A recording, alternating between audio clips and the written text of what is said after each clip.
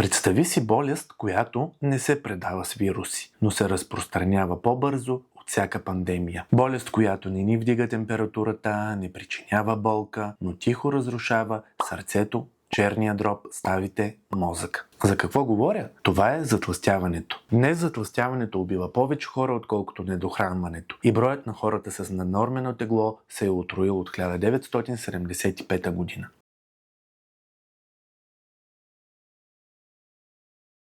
Според Световната здравна организация, затлъстяването е хронично прогресиращо заболяване, при което в тялото се натрупва прекомерно количество мазнини, до толкова, че започват да увреждат здравето. И не, това не е просто въпрос на воля. Днес науката е категорична. Затлъстяването е болест, повлияна от генетика, среда, хормони, навици и психика. Генетиката може да обясни до 70% от риска да напълнеем, но околната среда и начинът на живот решават дали тези гени ще се включат. И тук идва големият проблем. Живеем в среда, която ни тласка към наднормено тегло. Световната здравна организация нарича физическата неактивност новото тютюнопушене. Движим се по-малко от всякога. И това струва животи. Само липсата на движение допринася за над 5 милиона преждевременни смъртни случаи годишно. Храната е навсякъде, често ефтина, силно преработена и с повече калории, отколкото осъзнаваме. Работим седнали, пътуваме седнали, почиваме пак седнали. А когато сме стресирани, ядем, защото мозъкът търси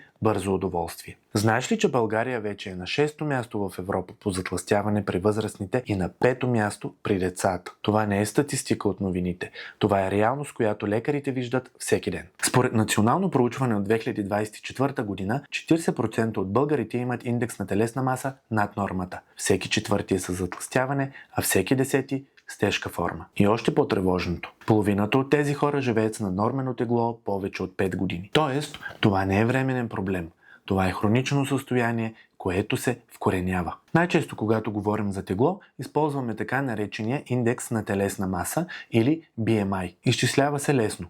Теглото в килограми, разделено на височината в метри на квадрат. Да кажем 100 кг при ръст 1,78 м. Резултатът е около 31,5 кг на квадратен метър. Според класификацията, това вече е затлъстяване първа степен. А зад примера, който току-що ти представих, всъщност се крият моите данни. Да, аз фармацевтът, който ти говори за здраве, съм първа степен. Мисля, че спокойно може да кажем: добре дошли в клуба. Шегата на страна, ето как изглеждат границите за индекс на телесна маса. Под 18,5 поднормено тегло. Между 18,5 и 24,9 нормално тегло. От 25 до 29,9 наднормено тегло и от 30 нагоре започва затлъстяването. Първа, втора и трета степен, колкото по-нагоре, толкова по-голям риск. Но тези числа не разкриват цялата истина. BMI не може да различи дали тези килограми идват от мускул, мазнина или вода. И ако тренираш редовно както аз, цифрите често изглеждат по-драматични, отколкото реалността. Затова се гледат и други неща. Обиколката на талията, например. При мъжете, ако е над 94 см, рискът за сърцето вече започва да расте. Съотношението талия-ханш също е показателно. Колкото повече мазнини около корема, толкова по-висок риск от диабет и сърдечни заболявания. А най-точно, ако искаш да знаеш истината, е DEXA скенът. Той показва точно колко процента от тялото ти е мазнина, колко е мускул и колко е кост. Но, честно казано, на повечето хора не им трябва скенер, за да знаят кога е време да направят промяна. Излишните килограми не са само въпрос на външен вид. Те са метаболитен товар, който буквално претоварва органите. Масната тъкан произвежда възпалителни вещества, които ускоряват стареенето. Повишава се рискът от диабет тип 2, инфаркт, инсулт и 13 вида рак. При мъжете проблеми с потентността. При жените с овулацията и бременността. Черният дроб се омазнява, дори без капка алкохол. Ставите страдат, особено коленете и гърбата. И най-страшното, тези процеси се развиват без болка, докато един ден не стане късно. Много хора с наднормено тегло носят не само килограми, а и вина. А вината не лекува, тя пречи. Хората чуват: стига си ял, движи се повече, но никой не им казва, че хроничният стрес, депресията и липсата на сън директно променят хормоните на апетита. Кортизолът, грелинът и лептинът излизат от баланс и тялото започва да трупа мазнини, дори когато ядем малко. Ако към това добавим и ниски доходи, ефтина нездравословна храна и липса на достъп до спорт, резултатът е предвидим. Щом си стигнал до тук, нека ти кажа нещо. Ако си научил поне едно нещо ново, покажи го с абонамент. Един клик за теб, но голям стимул за мен да правя още видеа като това. Няма магическа диета, няма хапче, което да стопи килограмите без усилие.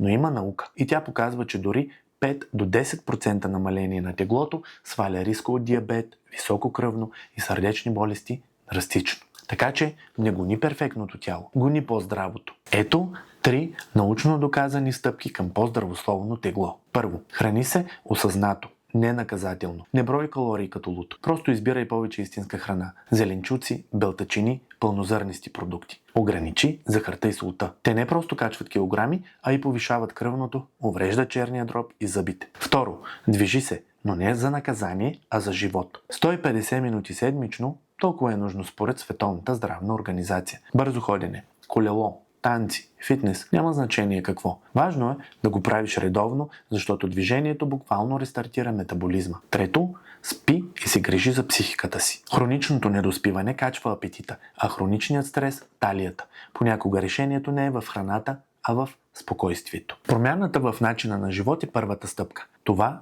да се запомни. Но при хора с тежко затлъстяване или с съпътстващи заболявания, като диабет тип 2 или сърдечна недостатъчност, понякога това не е достатъчно. Днес имаме медикаменти, които работят чрез хормоните на апетита, така наречените GLP-1 и GIP агонисти. Те не са вълшебни инжекции, както често се представят, а реални терапевтични средства, които помагат на мозъка и стомаха да започнат да си говорят отново. Тези лекарства могат да намалят телесното тегло с 10 до 20%, да подобрят инсулиновата чувствителност и дори да понижат риска от сърдечно-съдови инциденти. Но, и това е важно, те трябва да се прилагат само под лекарски контрол. В рамките на дългосрочна програма, която включва хранене, движение и психическа подкрепа. Ако искаш да разбереш повече за тези нашумели инжекции за отслабване, по които се запалиха и родни и световни звезди, виж този мой епизод. А ето каква е цената на затлъстяването в България. Според данни на Министерството на здравеопазването и Националната коалиция срещу затлъстяването, икономическата цена на проблема надхвърля 250 милиона лева годишно само за лечение. Но ако добавим болнични, ранно пенсиониране и загуба на работоспособност, щетата за икономиката надминава $500 милиард лева. И това не са просто числа. Това са животи. Хора, които не могат да играят с децата си и хора, които не доживяват пенсия. А моето мнение, затлъстяването не е мързел, не е слабост, то е болест и като всяка болест изисква разбиране, лечение и подкрепа. Като фармацевт аз виждам това всеки ден. Хора, които не търсят помощ, а се крият за срам и вина. И това е грешно. Не защото вината не е човешка, а защото не лекува. Ако си от хората, които в момента се борят с излишните килограми, спри да се обвиняваш и започни с малки крачки. Промяната не идва от перфектност, а от постоянство. Знам колко е трудно, когато средата ти не помага, когато другите гледат осъдително и когато собственото ти тяло се чувства като пречка. Но помни, всеки килограм, който сваляш осъзнато, е крачка към по-дълъг и по-качествен живот. В България почти всяко трето дете вече расте с наднормено тегло. Ако не действаме сега, след едно поколение, това ще е новото нормално. А аз не искам синът ми да расте в свят, където болестта е норма. За това говорим, за това правим и този епизод и за това ще продължа да ви давам истината в доза и науката в действие. Аз съм Муса Мола, фармацевт. А ако това видео ти беше полезно, абонирай се и го сподели с човек, който има нужда да чуе, че не е сам в битката с затлъстяването. Чао и до скоро!